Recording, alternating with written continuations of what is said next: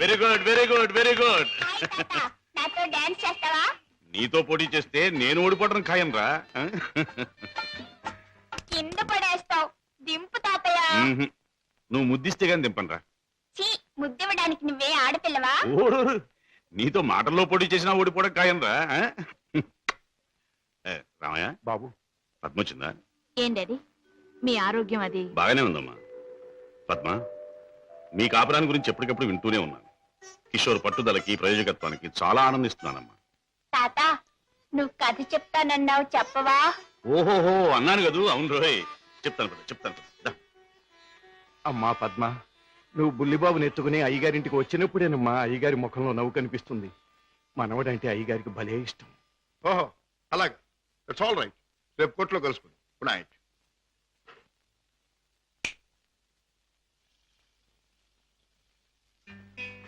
Daddy ఇలా వచ్చారు? అయిపోతున్న వయస్సు, అలసిపోయిన మనస్సు మనిషికి గమ్యం దగ్గర పడుతుందని తెలియజేస్తాయి కదా. అలాంటప్పుడు మిగిలిపోయిన కోరికలన్నీ త్వరగా తీర్చుకోవాలని ఆశపడతాడు మనిషి. It's natural. అవునా? మీ మనసులో ఉన్న కోరిక ఏమిటి? రాజా, చీకట్లో ఒక చిన్న దీపం ఎంత వెలుగునిస్తుందో, ముసలితనంలో ఒక పసివాడు తాత అని పిలిస్తే అంత ఆనందం కలుగుతుంది.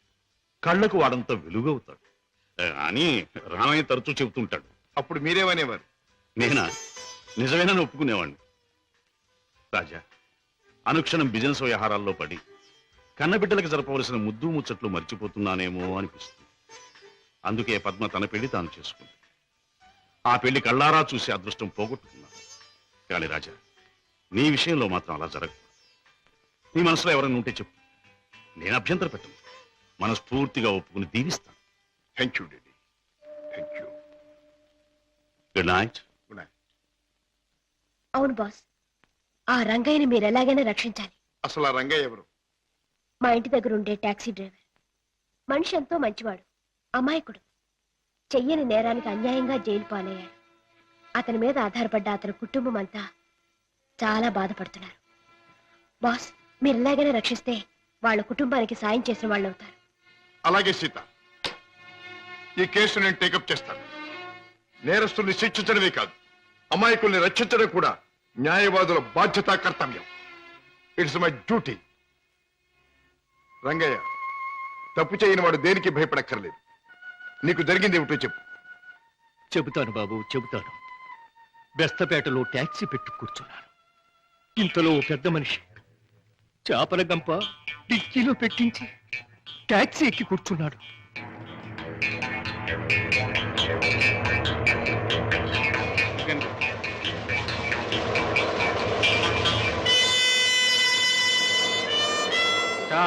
స్టాప్. వెనకాల డిక్కీ తెరు.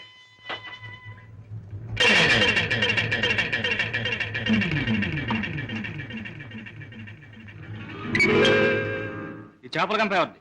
నాది కాదు సార్, ట్యాక్సీలో వచ్చిన వారిదండి. అలాగా.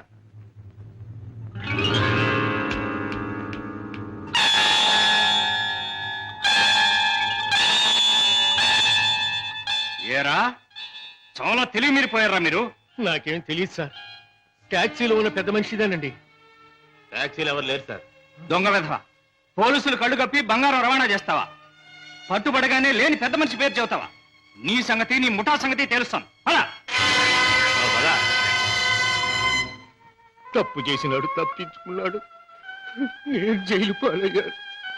బాబుగారు, రోగిస్తే నా భార్య, విటోడైన నా కొడుకు, మొగుడు విడిచిపెట్టిన నా కూతురు, నేను లేకపోతే అనాథలైపోతారు బాబు. రంగయ్య, బాధపడక. నేరస్తుడు తప్పించుకుపోలేడు. అన్యాయంగా చట్టం చేతిలో ఎరుకున్న నిన్ను నేను కాపాడతాను. నీ ట్యాక్సీలో ఎక్కిన మనిషి ఎలా ఉంటాడు, ఏమేం మాట్లాడాడు, అవన్నీ చెప్తావా? టాక్సీ వస్తావా? నా పేరేం ట్యాక్సీ కాదయ్యా. నీ పేరు ఏమిటి తెలుసుకునే టైం లేదు నాకు. వస్తావా లేదా? అయ్యయ్యో, ఉండవయ్యా, రావటానికే కదా ఉన్నాం. అయితే మీరు అప్పుడు తీసుకెళ్ళి దిక్కులు పెట్టు.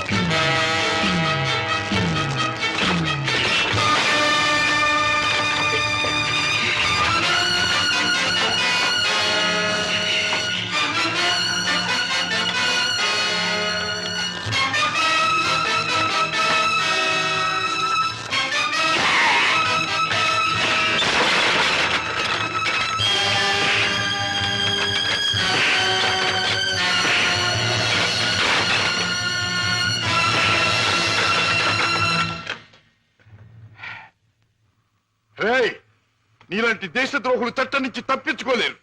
నీలాంటి దుర్మార్గులు ఈ స్మగ్లింగ్ నేరాలు చేస్తూ ఉంటే పాప అమాయకులు శిక్షించబడుతున్నారు. నువ్వు చేసిన వెధోపరికి పాప టాక్సీ డ్రైవర్ జైలు పాలయ్యాడు. పెద్ద దేశభక్తున్నంటూ నేరస్తులను పట్టుకుంటాను, దేశద్రోహులు శిక్షిస్తానని కబుర్లు చెప్పే నీ ఇంట్లోనే ఉన్నాడు పెద్ద దేశద్రోహి. రాయ్, ఏమిటే మీ కుషా? నాన్న ఒక పెద్ద స్మగ్లర్ చేస్తాం.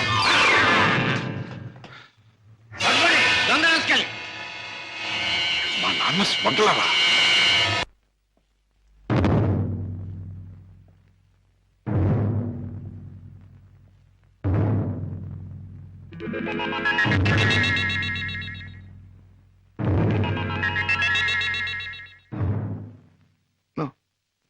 నేను నమ్మలేను.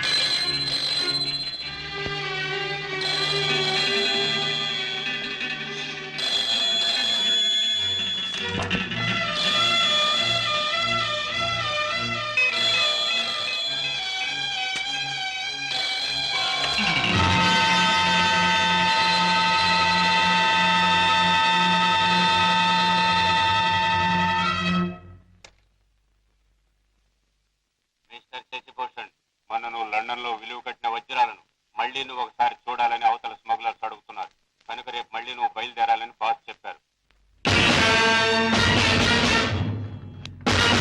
అంటే నేను విన్నది నిజమేనన్నమాట. Daddy is smuggler. Daddy is criminal.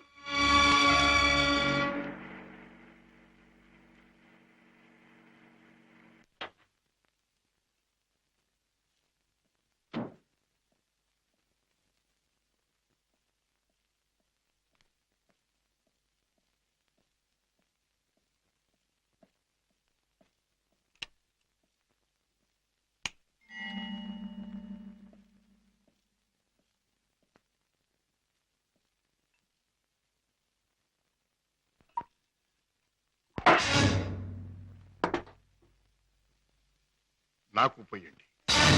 రాజా, అవును, తెలిసిన నిజాన్ని తట్టుకోవాలంటే తాగక తప్పదు. తప్పనిసరిగా నీతో తాగించే ఆ తెలిసిన నిజాలేమిటి? నీకు తెలియదంటారా? నీకేం తెలిసిందంటాను. ఏనాడో తెలియవలసింది, లేదా ఎప్పటికీ తెలియకూడంది తెలిసింది. నేను దండం పెట్టే దేవుడు దారుణమైన రాక్షసుడని తెలిసింది. నాకు అన్నం పెట్టి చేయి అన్యాయంతో చేయి కలిపిందని తెలిసింది. రాజా, అవుండే, మిమ్మల్ని గురించి భయంకరమైన నిజం ఒకటి తెలిసింది. మీరు చేసేది స్మగ్లింగ్ అని తెలిసింది. మీరు నేరస్తులని తెలిసింది. తెలియగానే నేను నమ్మలేదు. ఇప్పటికీ నమ్మాలంటే నా మనసు ఒప్పుకోవటం లేదు. అందుకే మీ నోటి వంటి మీ మాటగా మీరే చెప్పండి డాడీ, మీరు నేరస్తులేనా? చట్టం దృష్టిలో దోషులేనా? మీరు చేసేది సంఘానికి దేశానికి ద్రోహమేనా? చెప్పండి డాడీ, చెప్పండి. మై డియర్ బాయ్, నీకు తెలిసిందంతా నిజమే. ఎస్, ఇన్నేళ్ళు ఈ నిజం నీకు తెలియకూడదని తాపత్రయపడు. కానీ తప్పుని నిప్పుని ఎంతో కాలం దాచలేమని ఇప్పుడు అర్థం. రాజా, నేను పట్టుబడిన నేరస్తు. నేను చేసేది చట్టానికి వ్యతిరేకమైంది. అంటే ఇంతకాలం మీరు నాకు పెట్టిన అన్నం, నేర్పించిన చదువు, ఏర్పరిచిన సౌకర్యాలు, తీర్చిన సరదాలు అన్నీ అన్యాయపార్జనతో సమకూర్చినవి, అంతా పాపిష్టి సొమ్ముతో తెచ్చినదేనా? డాడీ, దౌర్భాగ్యపు డబ్బు కోసం, అస్థిరమైన ఐశ్వర్యం కోసం మీరు ఈ అవినీతికి దిగుదారా? లేదురా, లేదు. డబ్బు మీద ఆశతో, సంపద మీద వ్యామోహంతో కాదు నేను ఈ దారి పట్టాను. కట్టుకున్న మనిషి మీద ప్రేమతో, కన్న బిడ్డ మీద మమతతో తప్పనిసరి ఈ తప్పు దారి పట్టాను. డాడీ, పసివాడిగా ఉన్నప్పుడు నీకు పాలు లేక, జబ్బుతో మంచంలో ఉన్న మీ అమ్మకు మందు లేక, నిరుద్యోగిగా ఉన్న నాకు వేరే దారి లేక వీధిన పడ్డాను. మానవ అభిమానం విడిచి తెలిసిన ప్రతివాడి ముందు చెయ్యి చాపాను. నా భార్యా బిడ్డలను రక్షించమని అడిగాను, అర్థించాను, ప్రార్థించాను. కానీ ఏ ఒక్కడూ పట్టించుకోలేదు. మనిషికి మనిషి సాయపడని ఈ లోకంలో సాయపడేది మనిషి సృష్టించిన డబ్బే. నా భార్యా బిడ్డలు బ్రతికించుకోవడం కోసం, ఆ డబ్బు కోసం జీవితంలో మొదటిసారిగా తప్పుదారి తొక్కాను. ఆ పైన ఆ పిల్లల్ని పెంచుకోవడానికి, 2 పూట్ల అన్నం పెట్టుకోవడానికి అరణ్యం లాంటి ఈ లోకంలో ఆ తప్పుదారి నాకు తప్పలేదు. Those unavoidable circumstances have driven me to this state. Daddy, ప్రతి నేరస్తుడు తాను చేసింది న్యాయమని చెప్పుకోవడానికి తగినంత కారణం ఉండొచ్చు, కథ ఉండొచ్చు. కానీ ఎంత మాత్రాన అతను చేసింది నేరం కాకపోదు. రాజా, కన్న బిడ్డలకి తిండి పెట్టడం కోసం ఒక జంతువు మరొక జంతువుని చంపుతుంది. దాని సృష్టి సహజం అంటాం. వాటికి ఉన్న ప్రేమానురాగాలు మనుషులకు ఉండకూడదంటావా? ఆ ప్రేమానురాగాల వల్ల చేసే పనిని తప్పంటావా? ప్రేమానురాగాలు ఉండొచ్చు, కానీ జంతువుల కంటే మనుషులు ఎన్నో వేల రెట్లు గొప్ప ప్రాణులు కనుక ధర్మం, న్యాయం సంగతి కూడా ఆలోచించాలి. అయితే ఒక తండ్రిగా నా బిడ్డల్ని నేను రక్షించుకోవటం నాకు న్యాయం. వాళ్ళ కోసం ఏ పని చేసినా అది నాకు ధర్మమే. డాడీ, మా మీద మీకు గల ప్రేమ మిమ్మల్ని నేరస్తుడిగా మార్చినందుకు నేనెంతో జాలిపడుతున్నాను. ఇంతకాలం ఆ పాపిష్టముతో మమ్మల్ని పోషించే కంటే ఆనాడే మా ప్రాణం తీసినా బాగుండే. రాజా, రాజా, నువ్వు ఒక బిడ్డగా తండ్రి అయి ఉంటే ఈ మాట అనలేకపోయేవాడు, ఆ పని చెయ్యలేకపోయేవాడు. డాడీ, బిడ్డని చంపలేకపోతే నేనైనా చచ్చిపోయేవాడిని, కానీ మీద తప్పులు మాత్రం చేసేవాడిని కాదు. ఇంతకాలం ఈ పాపిష్టి సొమ్ము తిన్నానంటే చచ్చా నా మీద నాకే అసహ్యం వేస్తుంది. అన్యాయపార్జనతో న్యాయవాద వృత్తి చదివానంటే నా మీద నాకే కోపం వస్తుంది. ఇంట్లో నేరస్తుని ఉంచుకుని బయట నేరస్తుని విచారించి జైలుకి పంపుతున్నానంటే నా మీద నాకే no no no no no I can't stay here for a minute. నేను ఇంట్లో ఒక క్షణం కూడా ఉండదు. రాజా,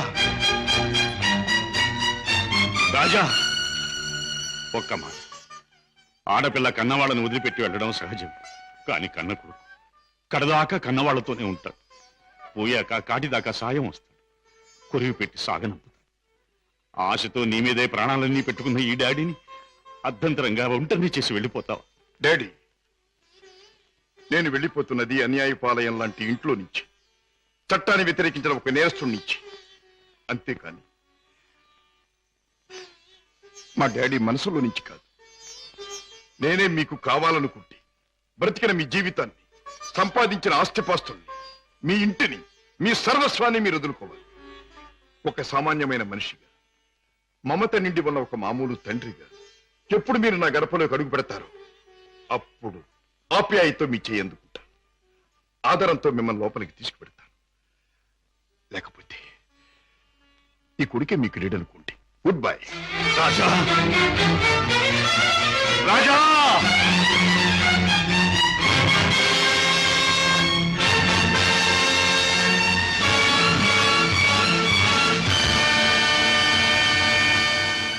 రాజును చెప్పేది మీ నాన్నగారు స్మగ్లర్స్ బుట్టాకు సంబంధించిన వారా? అవును సీత, ఈ విషయం నాకు తెలియకుండా నా ప్రాణం పోయినా బాగుండేది. నాది గొప్ప పుట్టుకని, నా తండ్రి ఒక గొప్ప వ్యక్తి అని గౌరవంగా తలెత్తుకు తిరిగిన నేను ఈ నిజం లోకానికి తెలిస్తే తల వంపులు కావాలి లేదా తల వంచుకు చావాలి. బాధపడకు రాజా. సీత, మగవాడిగా నాకేం పర్వాలేదు, కానీ డాడీ నేరస్తుడనే విషయం నా చెల్లెలికి ఆమె భర్తకి తెలిసిన రోజున ఆమె కాపురం వల్ల కల్లోలమవుతుంది. నేరస్తుడి కూతురు తన భార్య అని తెలిసిన రోజున నా బావ ఆమె నసెక్కించుకోవచ్చు లేదా వదిలేయచ్చు.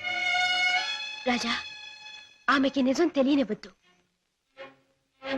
అవును, మా బ్రతికేమైనా సరే నా చెల్లెలి కాపురం చక్కగా ఉండాలి. అందుకే ఆమెకి నిజం తెలియనివ్వకూడదు, తెలియనివ్వకూడదు, తెలియనివ్వకూడదు. ఏమిటి, అన్నయ్య ఇంట్లోంచి వెళ్ళిపోయాడా? అవునమ్మా, 2 రోజులైంది. అప్పటి నుంచి పెద్దయ్య గారు తిండి కూడా మానేసి తన గదిలో కూర్చుని కుమిలిపోతున్నారు. ఏం జరిగింది రామయ్య? అసలు గొడవ ఎందుకు వచ్చింది? నాకు తెలియదమ్మా. ఇద్దరూ గదిలో ఏదో గొడవ పడ్డారు.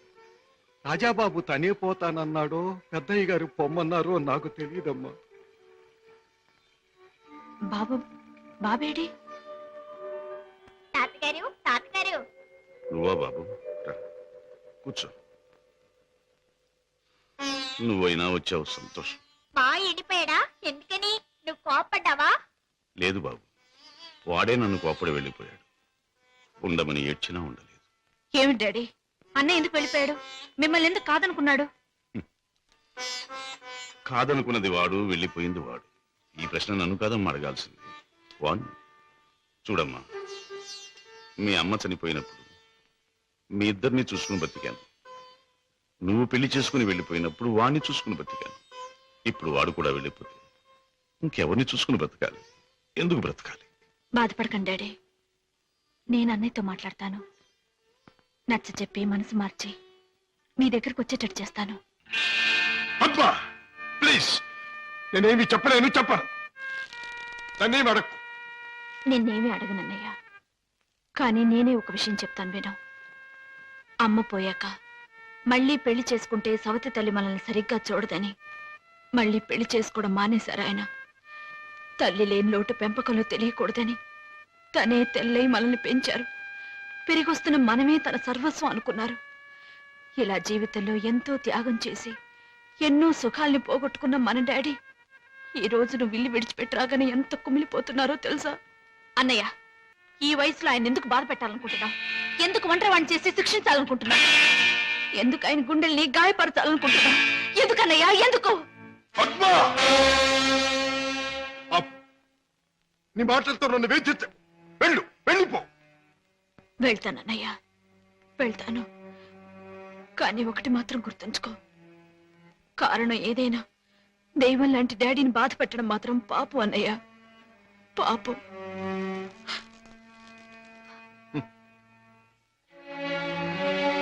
చెల్లెమ్మ, నన్ను పాపి అన్నావు, నేను చేసింది తప్పు అన్నావు. అయినా మరేం పర్వాలేదు. శివుడు విషాన్ని కక్కకుండా మింగకుండా ఎందుకు గొంతుకులో దాచుకున్నాడు?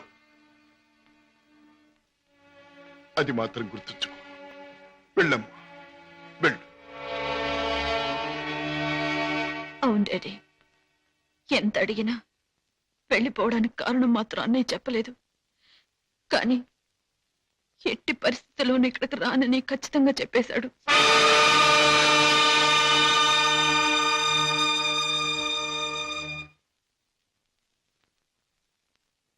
రాజా, అర్థం లేని నా బ్రతుకి అందమిచ్చావు.